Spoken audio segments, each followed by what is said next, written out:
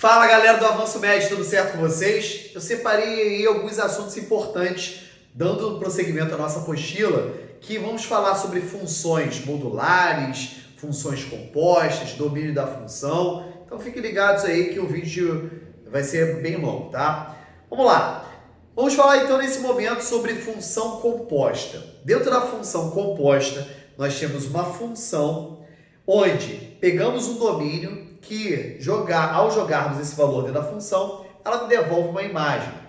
Essa imagem ela será domínio de uma nova função. Jogamos nessa segunda função, ela vai me devolver uma segunda imagem. A composição de funções funciona fazendo o processo direto. A gente não passa por um caminho intermediário. Então vamos entender como funciona isso na prática. Então nós temos aqui, função composta.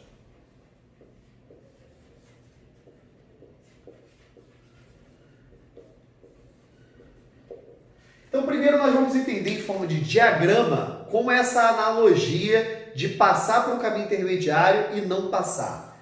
Então, nós temos aqui, vou estabelecer um primeiro diagrama, vou escolher dois valores, vou pegar 2 e 5. Vamos achar uma determinada imagem a partir do momento que nós vamos aplicar uma determinada função. Então, vou pegar a função aqui, que vou chamar de f de x é igual a 2x mais 1. Então, ao aplicarmos aqui o primeiro domínio, x igual a 2, 2 vezes 2, 4 mais 1 dá 5. Então, ao aplicarmos a nossa função f de x, obtivemos aqui uma imagem igual a 5. Ao jogarmos a mesma função, na mesma função, valor 5, 2 vezes 5, 10 mais 1, 11. Então, vamos obter como imagem o valor de 11. Então, após acharmos essa imagem dará lugar ao domínio de uma nova função. Então, esse cara aqui vai ser um x2 para uma segunda imagem que eu vou chamar de y2. E agora, nós vamos jogar uma segunda função que eu chamarei ela de g de x. Então, vou jogar um valor aleatório, vou botar 3x menos 2. Então, ao jogarmos aqui o 5 dentro dessa função, vai ficar 3 vezes 5, 15, tira 2, 13. Ao jogarmos o 11 nessa função, 3 vezes 11, 33, menos 2, 31. Então, qual é a ideia da composição de funções? É pegarmos o número 2, acharmos direto o resultado 13. Ou pegarmos o número 5, acharmos direto o resultado 31. Então, não passar por um caminho intermediário.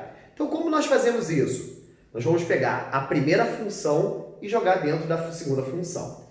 Dentro da composição de funções, existem vários tipos de composições que nós podemos fazer. Nós temos aqui, que no primeiro lugar, nós temos uma função que nós chamamos de fog. O que é a função fog? A função fog de x é quando nós pegamos a função g e colocamos dentro da função f. O segundo tipo é a chamada função fof. Muito bonitinha, né? Fof. Então nós temos aqui, vou pegar a função f e colocar dentro da própria função f. No terceiro caso, nós temos a função gof, que vamos pegar a função f e colocar dentro da função g. E no último caso, a função gog, que vamos pegar a função g e inserir dentro da função g. Bem, no nosso problema, o que nós fizemos? Pegamos esses domínios, jogamos na primeira função, achamos essas imagens. Peguei a imagem, se tornou domínio para a segunda função, joguei agora na função g de x e obtivemos essas novas imagens. Eu quero fazer o caminho direto. Como nós faremos isso? Vamos pegar a primeira função e colocar dentro da segunda. Ou seja, nós vamos fazer o terceiro caso aqui. Vou pegar a função f e colocar dentro da função g. Então, isso aqui é o que nós chamamos de gof, que é o g da f de x. Então, para poder fazer isso de uma forma clara, prática e sem ter erro, a gente vai fazer o seguinte. Quem é a nossa função g? A nossa função g é 3x menos 2. Então, aqui, ó, 3x menos 2. Então, o macete é, no lugar do x, você deixa um parêntese. Por quê? Porque o x será substituído por a função. Então, g de x, aqui vai entrar a função f de x. Quem é a função f de x? 2x mais 1. Ao fazermos agora a propriedade distributiva, nós vamos obter que a nossa função g da f de x, ou chamada GOF, é igual a 6x mais 3 e do lado de fora tem menos 2. Ou seja, a nossa função g da f de x é igual a 6x mais 1. Então, qual é o detalhe?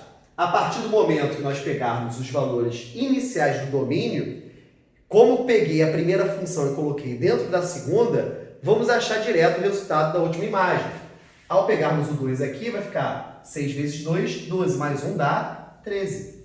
Ao jogarmos o 5, 6 vezes 5, 30 mais 1, 31. Então, a gente não passa para o caminho intermediário. Nós temos aí que a composição de funções pode ser feita de várias formas distintas. E eu posso inserir mais funções, inclusive. Por exemplo, eu poderia dizer aqui que eu teria uma função. Vou dar um exemplo aqui.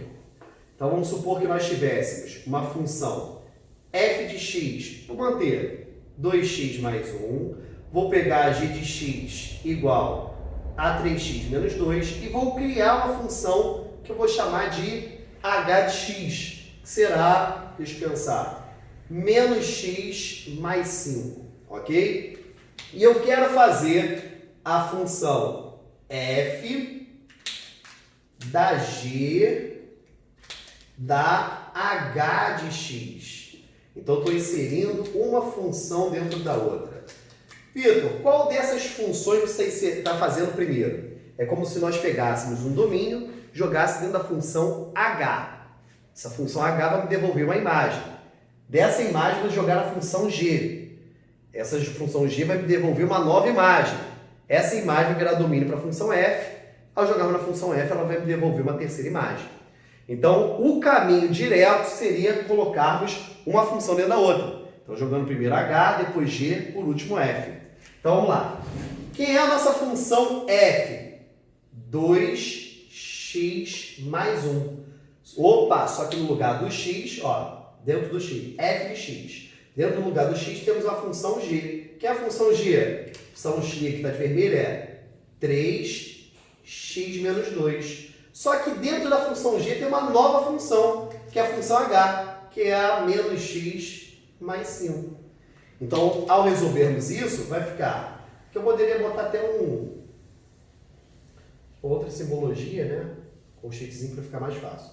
Então, aqui vai ficar 2, distribuindo, vai ficar menos 3x mais 15, menos 2, do lado de fora tem mais 1. Então, aqui ficaria 2, menos 3x mais 13, do lado de fora mais 1. Então, essa aqui ficaria menos 6x mais 26 mais 1.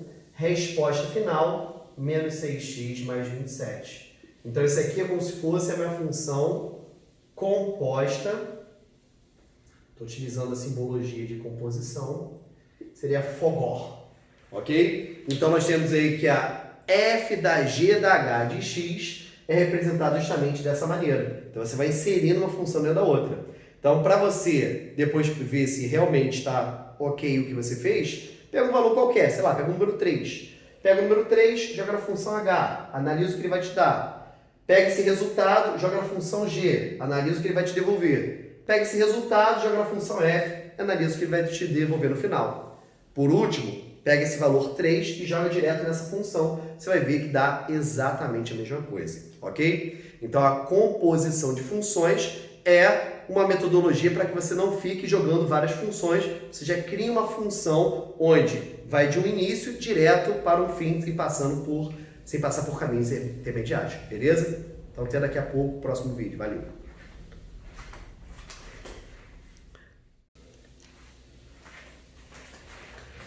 Vamos lá, galera. Dando prosseguimento, então, ao nosso conteúdo, vamos trabalhar com função inversa. Nós temos aí que a função inversa, ela representa dentro do plano cartesiano uma função que ela é espelhada em relação à função identidade, e o processo da inversão consiste em trocar o x e o y de lugar. Então vamos analisar aqui como é que funciona o processo. Função inversa.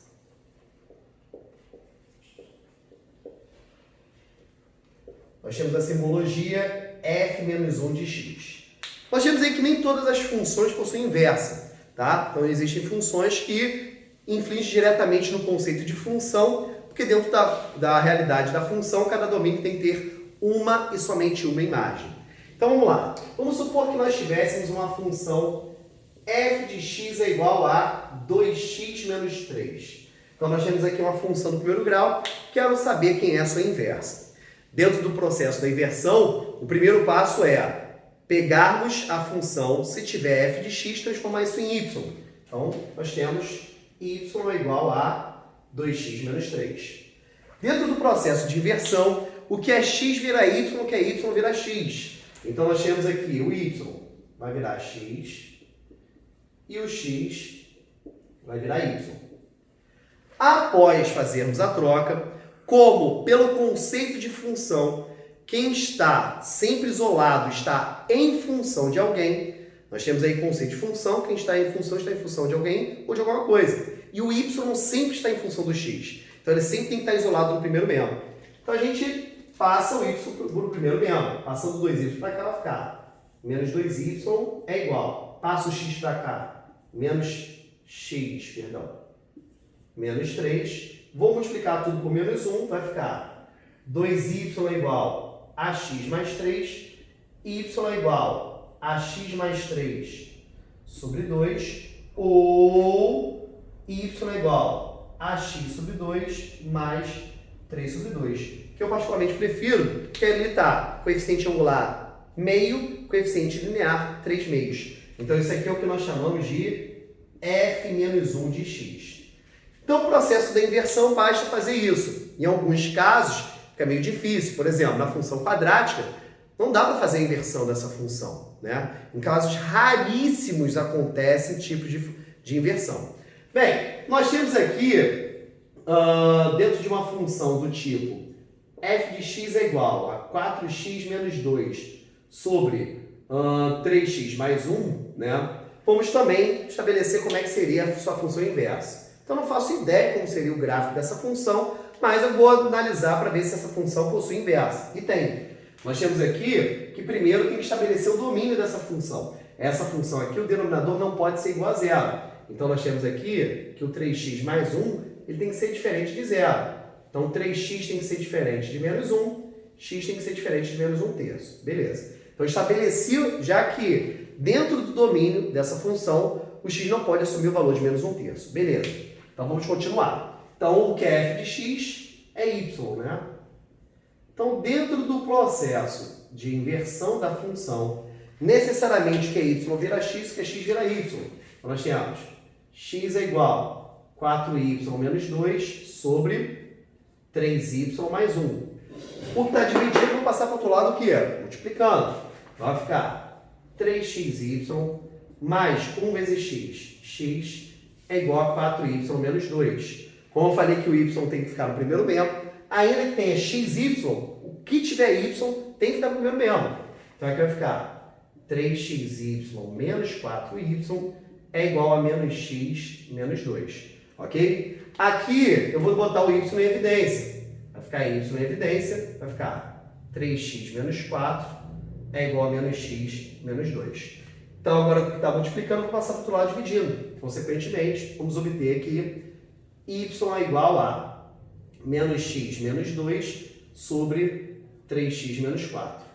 É mais comum, dentro das questões, ao invés de vir esse resultado aqui, como tem mais elementos negativos do que positivos, multiplicar em cima e embaixo por menos 1. Ou seja, acharmos, na verdade, x mais 2 sobre 4 menos 3x. É a mesma coisa, só que eu multipliquei em cima e embaixo por menos 1. Consequentemente, eu tornei mais elementos positivos do que negativos. Então, essa daqui é o que nós chamamos de função inversa.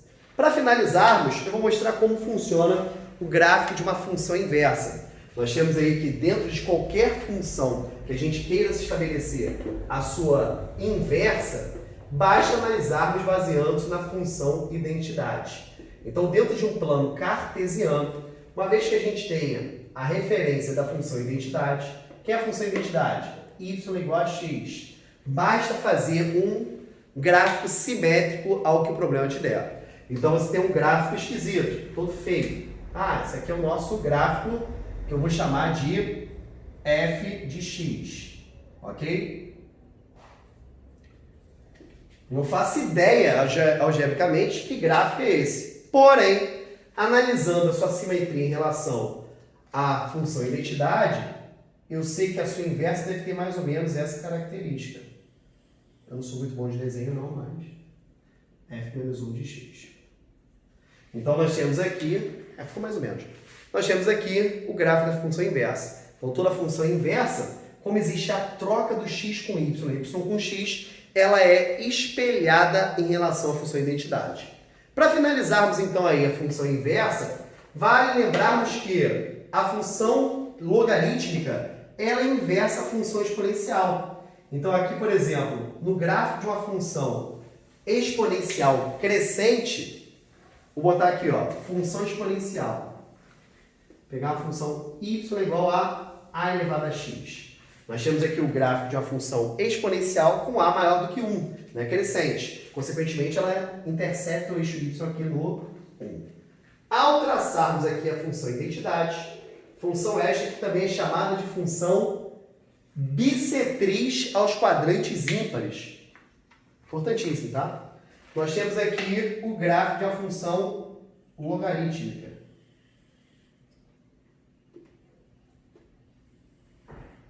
Então, ela intercepta aqui o x no 1. Então, y é igual ao log de x na base A, ou x é igual a elevado a y. Lembrando aquela propriedade do log, a elevado a y é igual a x. Então, dá para percebermos aqui que a função exponencial e logarítmica tem o x e o y trocando de lugar. Então, elas são simétricas em relação à função identidade. Beleza? Então, essa é a definição de função inversa. Foi? Galera, grande beijo. Até a próxima.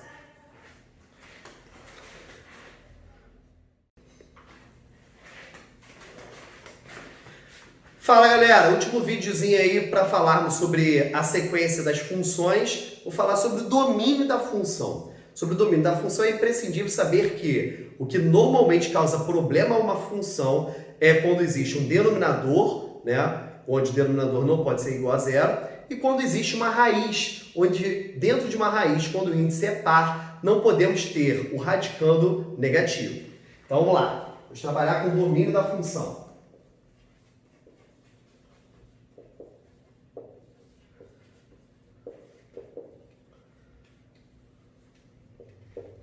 Bem, então o domínio da função ela funciona da seguinte forma. Se você tem um gráfico de uma função f de x é igual a 4x menos 1, vocês vão perceber que é o gráfico de uma função do primeiro grau. Esse gráfico é contínuo, não tem problema algum dentro do gráfico. Então, nesse gráfico aqui, dessa função, você vai ver que o domínio será o tempo todo real. Só que isso não será uma verdade para todas as funções, né? Vou botar aqui como função A. Se eu tivesse uma função y é igual a raiz quadrada de, botar diferente o valor, botar 3x menos 6, qual é o detalhe? Dentro das funções que trabalham com os eixos cartesianos, tanto o domínio quanto a imagem são reais. Só que dentro do universo real não se adequa a raízes com valor negativo dentro. Raízes com índice par, raiz quadrada, raiz quarta, raiz cúbica pode ser negativo. Nós temos então aqui que criar condições para que essa função exista. Então vocês vão ver que dentro dessa função, caso tivesse o gráfico dessa função, teria justamente um ponto ali esquisito dentro do gráfico, que realmente ela não se adequa a um determinado valor. Nós temos aqui que o 3x menos 6, que é justamente o cara que está dentro do nosso radicando, ele não pode ser negativo, consequentemente ele só pode ser maior ou igual a zero.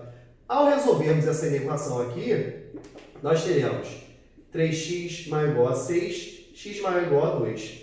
Então, o valor que eu falei que tinha um ponto ali esquisito no meio da função vocês vão ver que, como o x tem que ser maior ou igual a 2, do 2 para trás, toda essa parte aqui será negativa. Consequentemente, não existirá uma função real. Então, nós temos aqui, para criarmos condições para o nosso domínio, eu tenho que dizer que o nosso domínio da função, que é o nosso x, tem que ser pertencente ao real, onde o x tem que ser maior ou igual a 2. Se ele não for maior ou igual a 2, consequentemente, nossa função terá um radicando negativo, o que automaticamente não será uma função real. Ok? Vou pegar aqui uma letra C.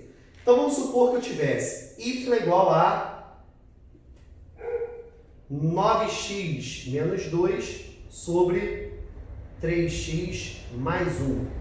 Nós temos aí que dentro dessa realidade da função, ela não teria problema algum, a não ser que o denominador me desse um prejuízo. O denominador de uma função jamais pode ser igual a zero.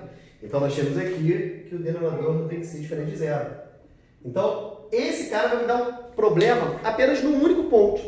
Aqui não, me deu num ponto para um outro valor. Nós temos aqui um intervalo que não serve para a nossa função. Então, x menor ou igual a 2. Então, do intervalo que vai do 2 para trás, não serve, só do 2 para frente. Então, 2 fechado, em diante.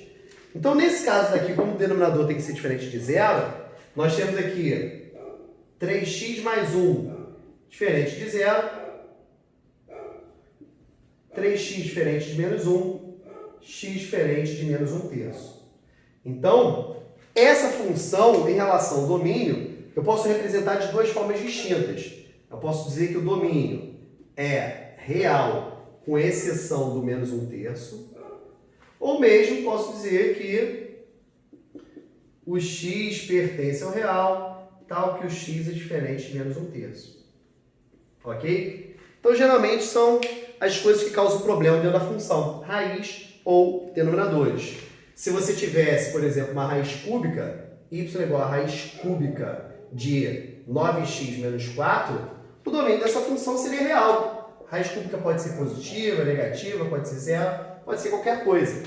Só que se você tivesse uma raiz no denominador, aí nós teríamos dois problemas ao mesmo tempo. Por exemplo, f de x é igual a 4x menos 5 sobre 2x mais 8.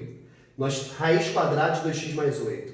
Então, aqui eu teria dois problemas simultaneamente. Quais são os problemas? Primeiro, temos um denominador e no denominador é uma raiz quadrada, que não pode ser negativa. Então, esse cara daqui... Veio o cachorro para nós hoje. Esse cara daqui, ele tem que ser maior do que zero. Não serve zero nem toda a parte negativa. Então, nós temos aqui que 2x maior que menos 8, x maior que menos 4. Então, eu estabeleço que o domínio dessa função é um x que pertence ao real, tal que o x é maior que menos 4. Beleza? Então, nós temos aí que dentro dos critérios de domínio da função, geralmente o que causa problema são denominadores e raízes de índice par. Raiz quadrada, raiz quarta e assim por diante. Beleza? Grande beijo, até a próxima. Valeu!